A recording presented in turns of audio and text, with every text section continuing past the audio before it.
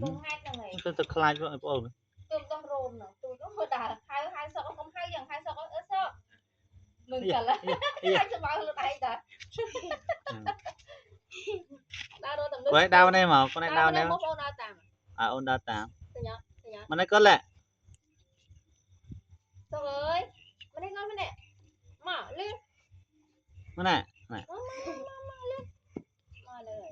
mở ê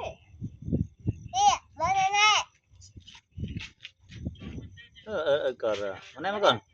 mưa khơi thì tên nào trăng lửa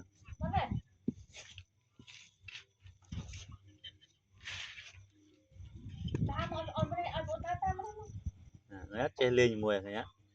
quay đau này mắt đau này phải đau tạmเลยจิตมันมือเคยยัดเคยยัดเคยยัด tạm ตามาเคยยัด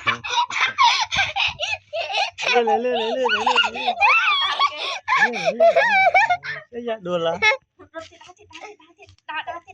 anh cần món sao nè đá lấy của đá mà lên đá chơi đường này dạ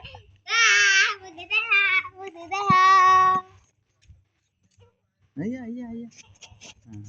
chơi vào lại chứ nhỏ trong nhỏ vậy đau tao rồi mà tôi lươn lần mà lắm tao lương nó con từ khác cả tôi tiền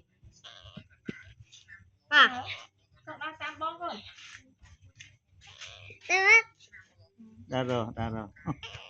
nè bông tôi nè tao tao biết rồi không đâu pa rồi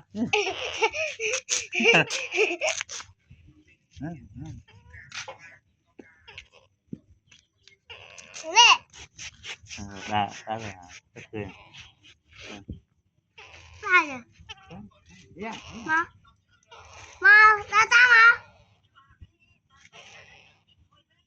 nào quay ra tí tí chứ Mà. À, tao